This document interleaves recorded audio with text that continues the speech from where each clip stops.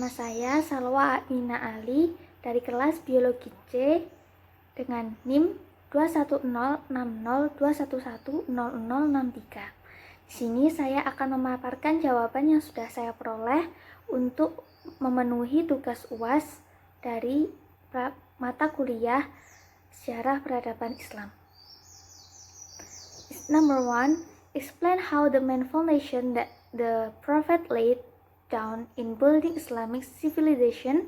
Explain in detail each point and how is it relevant to our life today. The answer is from the book Muhammad Sang Teladan by Abdurrahman Asy-Syarqawi. Is it explained that in the early days of Muhammad coming to Medina, at that time his name was Yasrib. The Muslims who emigrate with him or known as Muhajirin experienced economic difficulties. Muhammad appeared as a leader who cared for his people. As a leader, he shows responsibility so that his people do not experience economic difficulties.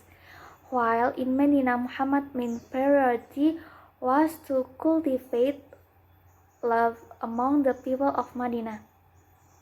The main obligation he had to do when he stepped off Medina was to integrate all the people who live there as people who need protection and support.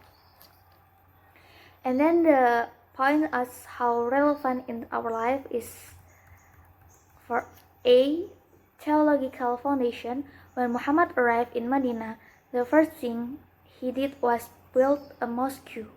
The construction of this mosque teaches a value of optimism that will be realized if there is togetherness. And then B, morality foundation. Morality foundation is Muhammad always emphasized the importance of morality. One of them is honesty. In modern parlance, this honesty is known as integrity. He said. Socio-political foundation. During 10 years in Medina, Muhammad had built a complete social order with its constitution that met in a developed country. The main principle need to build the community is the path of deliberation. And then number 2, explain what change the Prophet made in building the city of Medina. How is it relevant to our life today?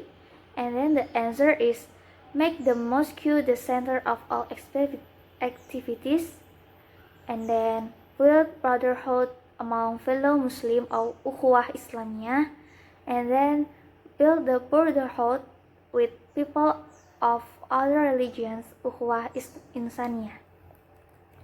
The relevance for now is that many mosques are used as places to seek knowledge, to worship and to do good things, and also today there are many people who help self-awareness for brother and sister of fellow Muslim as well as with people of other religions.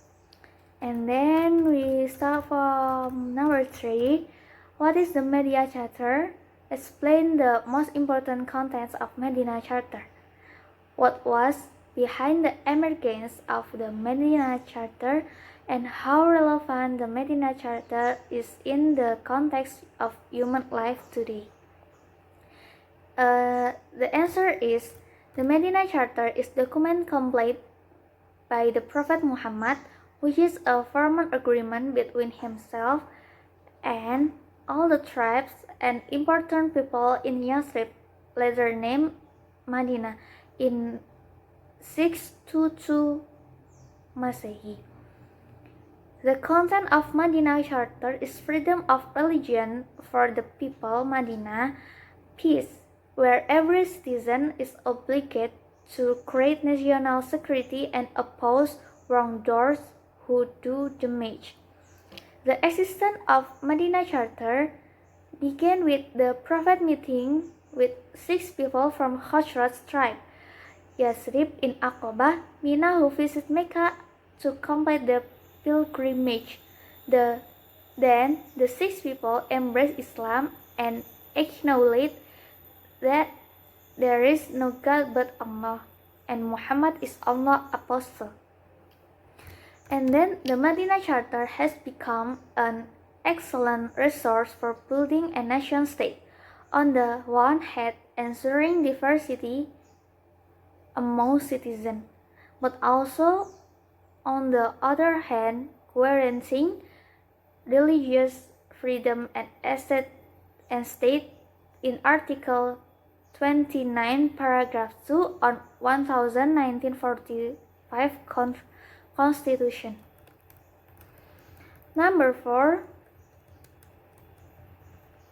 The question is, tell us some evidence about the Islamic civilization prosperity and why did it collapse then? What are the factors that lead to the collapse of Islamic civilization? What should Muslims do at that time so that Islamic civilization can rise again? The answer is evidence that Islam was once victorious is the expansion of Islam territory and the establishment of building a center of Islamic da'wah during the Umayyad period. Umayyad is Umayyah. The progress of Islam during the Umayyad period include the field of politics, religion, economy, building science, architecture, social and military field.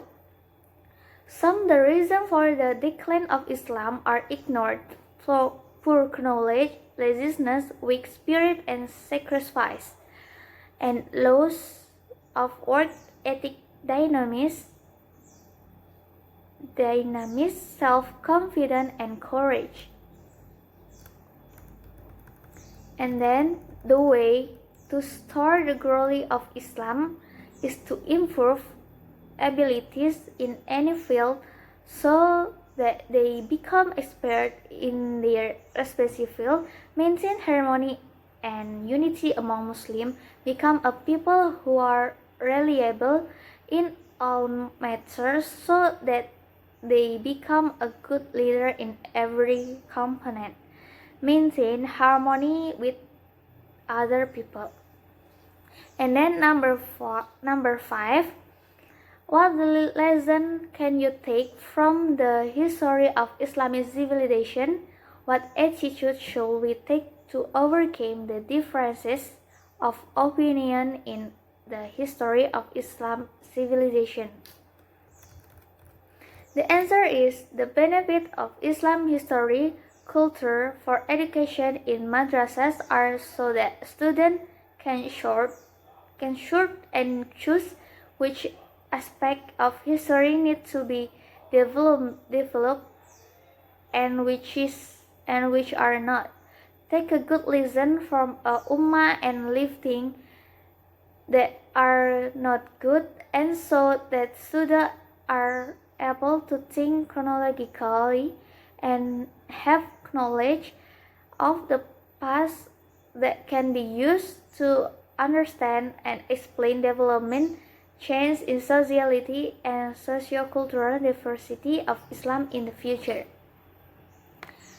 The attitude we must take in dealing with differences of opinion in history of Islamic civilization is to respect and understand the opinions of members of the community. Syukron, sekian dari saya, jawaban dari UAS Sejarah Peradaban Islam. Sekian, wassalamualaikum warahmatullahi wabarakatuh.